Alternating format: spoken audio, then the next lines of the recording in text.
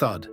The heavy crimson cover of the property deed hits the cold glass table. It's the kind of dull, final sound that can make a man's heart stop beating for a second. Alex sits rigidly in the dim, smoke-stained corner of a cafe, miles away from the quiet bamboo gate of his home. Across from him sits Thoa, a man whose quiet, polite smile never quite reaches his flat, calculating eyes. Thoa's fingers, adorned with thick gold rings, casually flip through the worn pages. Those pages hold the entire history, the absolute security, and the fragile future of Alex's family. Outside the cafe window, the sky is turning a bruised, heavy purple. A tropical storm is gathering fast. Hello friends, welcome back to the channel. Today's story is about the silent, terrifying weight of trying to protect the ones we love and the dangerous lines we cross when our backs are completely against the wall. Alex watches Thoa's fingers trace the legal red stamps on the deed. In just a few seconds, he is about to gamble the very roof over his wife and son's heads. And the heaviest, most agonizing part of it all, they have absolutely no idea. The cafe is sterile. It smells faintly of stale tobacco, damp leather, and bitter, over-roasted coffee. It's a world completely divorced from the fragrant, rain-dampened soil and the vibrant green leaves of Alex's farm. Here, in this concrete room, there is no nature, no warmth, no family. Everything is calculated, carrying a hidden, razor-sharp cost. Alex's jaw is clenched so tightly that a dull ache radiates up to his temples. He stares at the red booklet resting under Thoa's hand. That piece of paper isn't just a legal document issued by the district office. To Alex, it is the sturdy wooden porch where little Henry sits for hours, carefully stacking his wooden blocks. It is the warm, smoke-filled kitchen where Tu Na hums softly to herself while boiling the morning water for tea.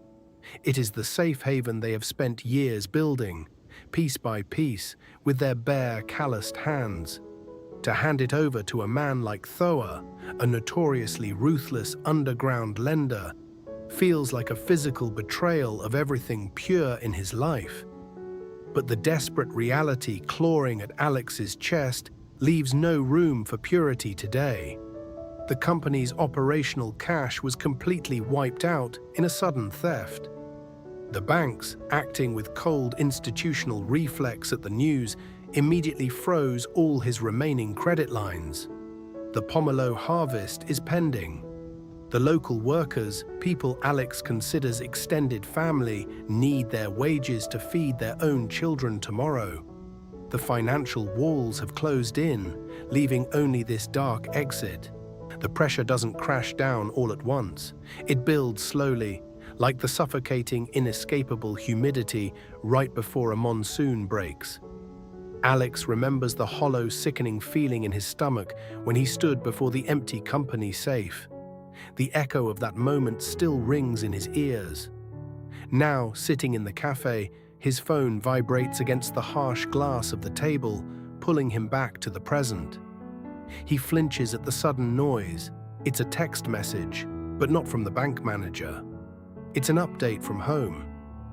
His grandmother's fever has spiked again. In his mind's eye, the dark, sterile cafe fades away entirely. It is replaced by the soft, shadowed interior of their wooden house. He can almost see the scene perfectly, playing out in the quiet mid-morning light.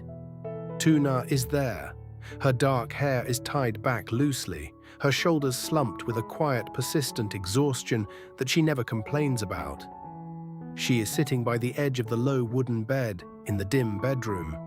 He envisions her blowing on a small bowl of warm rice porridge before offering a gentle spoonful to the frail older woman.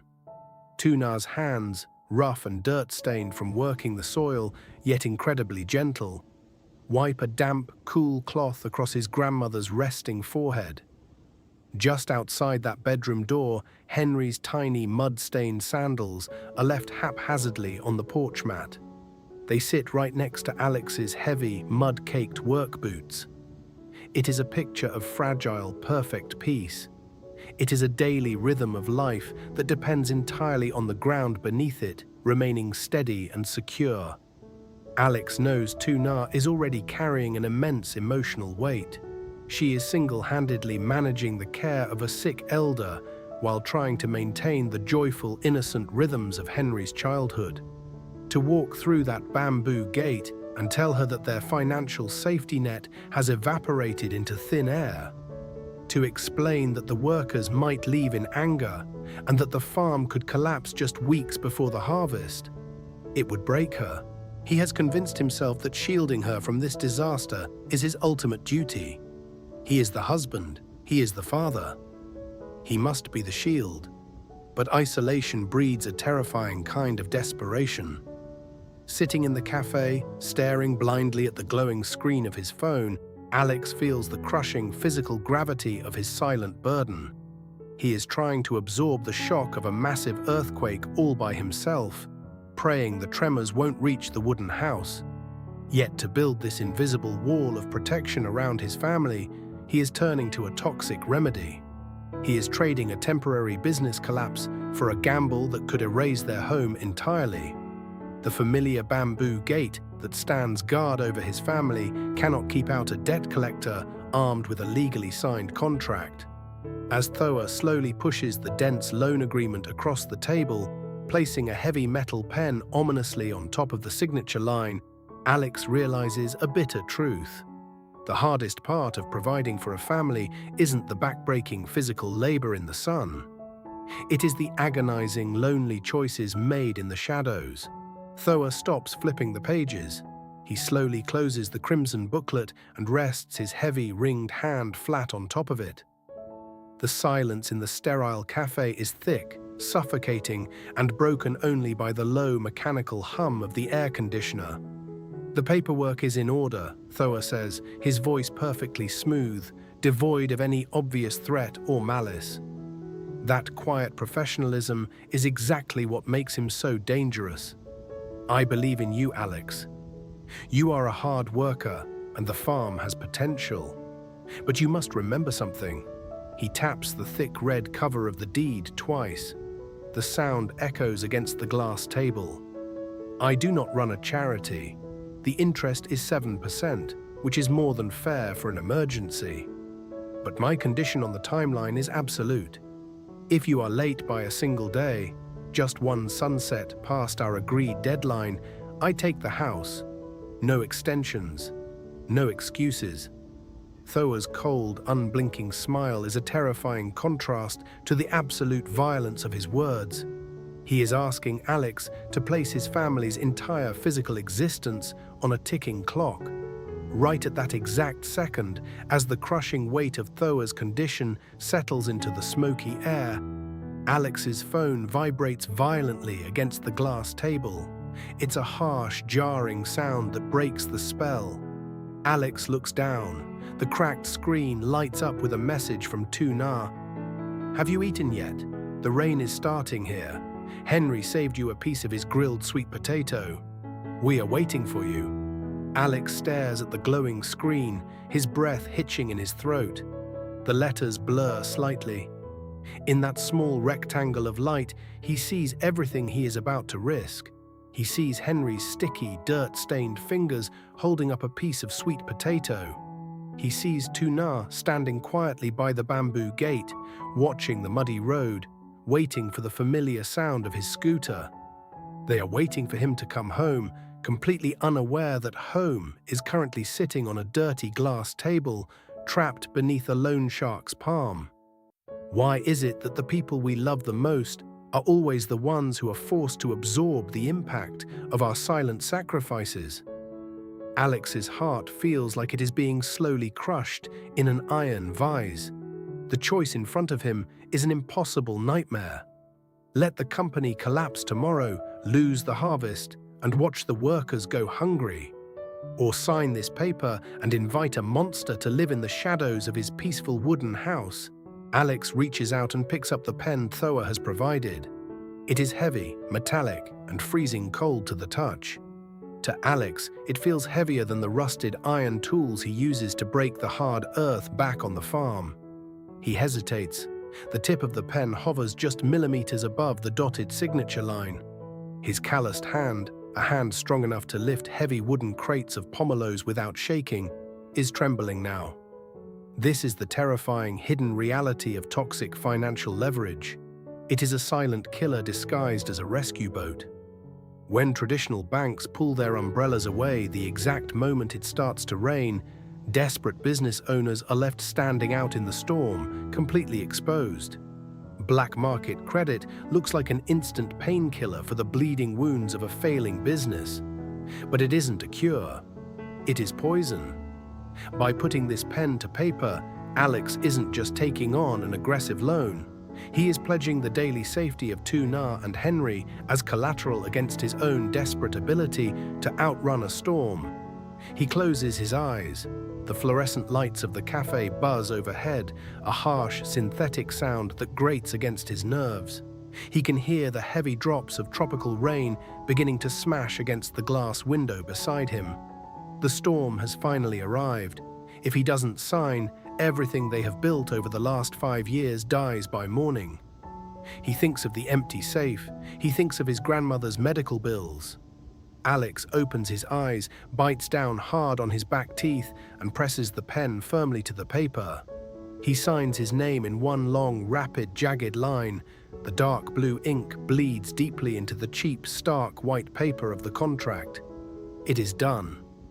Thoa's smile widens just a fraction. Without a single word, the loan shark slides the signed contract and the crimson property deed across the table, pulling them safely onto his side. The red booklet disappears into the dark belly of a leather briefcase. The safety of the wooden house, the porch where Henry plays, the quiet mornings in the kitchen, it is all locked inside Thoa's bag now. Alex sits back in his chair, the empty pen still gripped tightly in his fist. He has secured the cash to save the farm, but as he looks at the empty space on the glass table where his deed used to be, a hollow, freezing realization washes over him. He has just sold the ground his family stands on. The heavy glass door of the cafe swings shut behind Alex, sharply cutting off the sterile hum of the air conditioning. He steps out into the violent embrace of the tropical storm. In his hand, the canvas bag of cash feels like a solid block of iron, pulling his shoulder down toward the wet pavement. This bag holds the immediate survival of their farm. It holds the wages for the workers waiting in the village and the medicine required for his grandmother's failing health. But as he grips the wet fabric, he knows it is also a ticking time bomb. Alex walks slowly toward his scooter. The torrential rain instantly soaks through his shirt. He doesn't reach for his raincoat. Instead, he lets the freezing water wash over his face, using the storm to mask the hot tears of pure exhaustion that finally spill over his eyelashes. Here, completely alone on the deserted street, surrounded by the deafening roar of the monsoon, Alex allows his unbreakable facade to crack. He unleashes a raw, silent scream into the wind, his chest heaving with the weight of the secret he now carries. It is the hidden, agonizing cost of being the provider. We celebrate the beauty of the harvest, but we rarely see the man breaking his own back in the dark storm to ensure his family's roots survive another season. By the time Alex's scooter tires crunch against the familiar gravel of their driveway, the violent rain has softened to a gentle mist. Ahead of him, the wooden house glows like a warm lantern against the darkening sky. Through the open kitchen window, the rich, comforting scent of roasting sweet potatoes and burning firewood drifts into the damp evening air. It is the scent of home. Alex pauses at the bamboo gate. He takes a long, deep, grounding breath. Reaching into his bag, he pulls out a rough towel and hastily wipes the cold rain from his hair and face. He locks the canvas bag of cash deep inside the scooter's trunk. The terror of the cafe and the shadow of the loan shark are securely locked away with it. He forces the tension out of his jaw and practices a gentle smile. As he steps onto the creaking floorboards of the wooden porch, the front door flies open. Little Henry rushes out, his bare feet pattering joyfully against the wood, proudly holding up half a warm sweet potato. Tu Na follows just behind him. A soft relief breaks across her tired face. She steps forward, her hands warmly wrapping around his chilled arms, gently scolding him for riding through the rain without his coat. In this fleeting moment, the crushing burden inside Alex's chest dissolves into a profound healing warmth.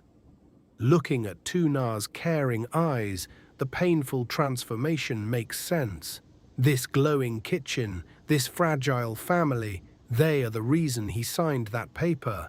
He scoops Henry into his arms, breathing in the grounding scent of rain and childhood. The true foundation of their life isn't made of legal deeds. It is built entirely on this enduring love. The storm outside may still be raging, and a dangerous clock has started ticking in the shadows, but tonight they are together, and they are safe. If you have ever carried a heavy burden in silence to protect the people you love, share your experience with us in the comments below.